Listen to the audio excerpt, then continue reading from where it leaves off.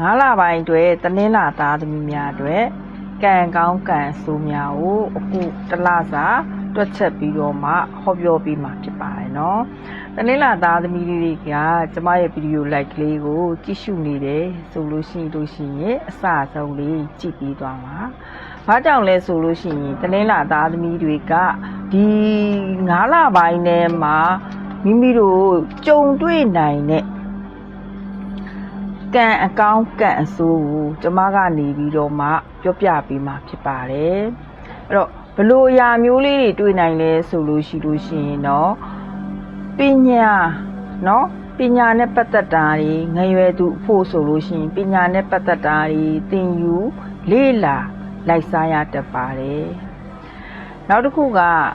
အိမ်အောင်ရှိနေတဲ့အမျိုးသားအမျိုးသမီးဆိုရင်တော့အိမ်အောင်ကြီးမှာတကြက်ကြက်ရံဖြစ်နေတတ်ပါတယ်အဲ့တော့သူတစ်ပါးကကိုမကောင်းတာနဲ့ပြူစားခံရတာမျိုးတွေစိတ်ထဲမှာထင်ယောင်ထင်မှားတွေလည်းဖြစ်နေတတ်ပါတယ်ကိုယ့်ရဲ့အလုပ်ကိုင်နော်အပြောအဆိုဘာလို့အဆင်မပြေဖြစ်နေတဲ့အခါမှာ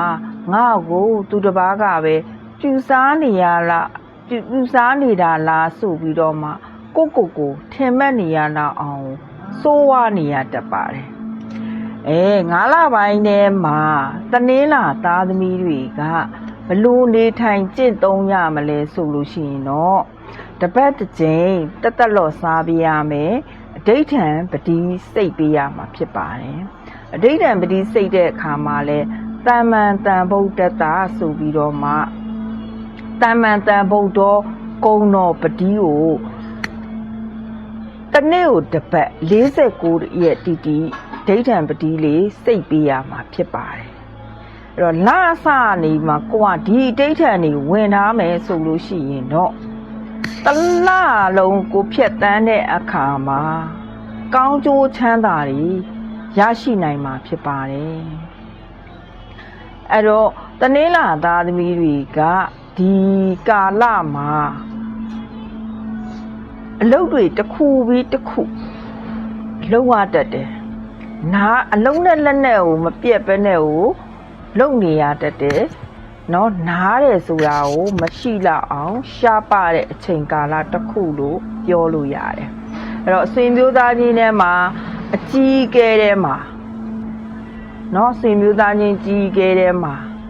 နေထိုင်မကောင်းတဲ့သတင်းတွေလည်းကြားရတတ်တယ်ဆုံးသွားတဲ့သတင်းမျိုးတွေလည်းစိတ်မကောင်းတဲ့သတင်းစကားတွေလည်းကြားရတတ်ပါတယ်အဲ့တော့တနင်္လာသားသမီးတွေဒီကာလမှာငွေကြေးနဲ့ပတ်သက်ပြီးတော့လေငွေအထွက်များနေတယ်စုဆောင်းထားတာတွေနော်ငွေကြေးမမြဲတာတွေလည်းတွေ့ရတတ်ပါတယ်နောက်တစ်ခုကအစားအသောက်ဆေးဝါးနဲ့ပတ်သက်တာတွေအစားအသောက်နဲ့ပတ်သက်တာတွေမှာစေးစားမှားတာတွေအစားမှားတာတွေလည်းကြုံရတတ်ပါတယ်အထူးသတိထားဖို့လိုအပ်ပါတယ်နော်အဲ့တော့ဒီကာလလေးမှာတနင်္လာသားသမီးတွေက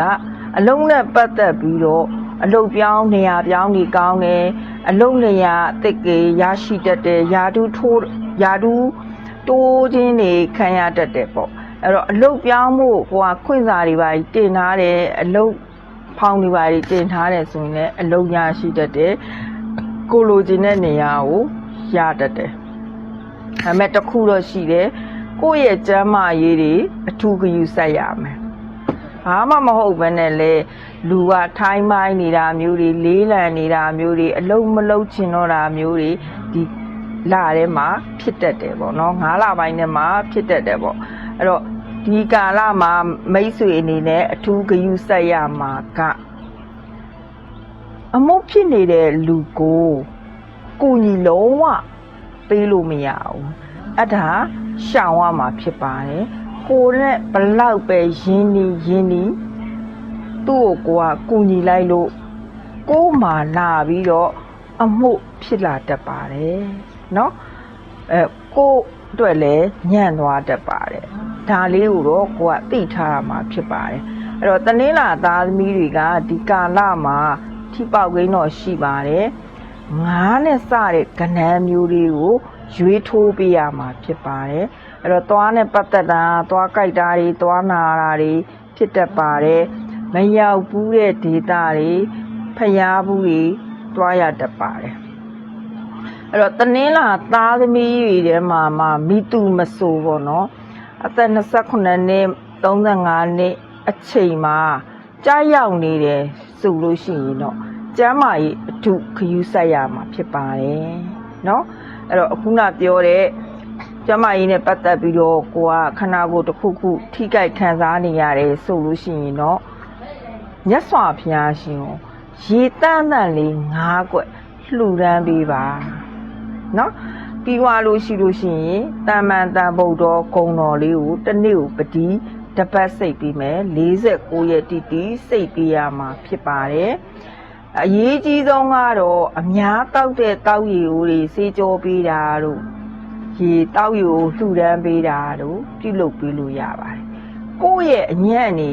ကြည်သွားအောင်ကိုယ့်ရဲ့ကံနေမြင့်သွားအောင်ကဘုန်းကြီးကြောင့်နော်အိမ်သားတွေစေးပေးတာမျိုးတွေနော်ဆရာတော်ရဟန်းတန်ဃာတော်နော်ဆရာတော်များကိုကယူသေးကိုင်းဆိုင်မှုပြုတာမျိုးတွေနော်လှူဒန်းမှုပြုတာမျိုးလေးတွေပြုလုပ်ပေးရမှာဖြစ်ပါတယ်အဲ့တော့တနင်္လာသားသမီးတွေကအရေးကြီးတာကနိုင်ငံရေးသားခရီးနဲ့ပတ်သက်ပြီးတော့မှအလိန်ခံရတာမျိုးတွေဖြစ်တတ်ပါတယ်လူယုံပေါ့ကိုနဲ့ယုံကြည်ရတဲ့လူကြောင့်ကိုကစိတ်တော့ကရောက်ရတတ်တာပေါ့နော်စိတ်ဝမ်းကွဲစရာကြုံရတတ်တာပေါ့အဲ့တော့အခြေရေးမှာကြတော့တနင်္လာသားသမီးတွေကဒီအခြေရေးမှာကြတော့သူကဒီ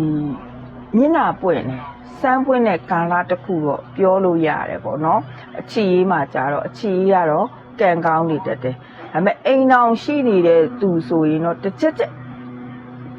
ရံဖြစ်နေတတ်တယ်တစ်ချက်ချက်ရံဖြစ်နေတတ်တယ်နော်ဒါပေမဲ့အခြေရေးမှာတော့ကောင်းတယ်အခြေရေးမှာတော့ကောင်းတယ်ချစ်သူမရှိသေးတဲ့လူဆိုလို့ရှိရင်တော့အခြေရေးကံကောင်းမယ်အိမ်အောင်ရသားတွေမင်္ဂလာဆောင်ရမှာတွေစစ်ဆက်ကြောင်းလန်းတာတွေဒါတွေအောင်မြင်တတ်တယ်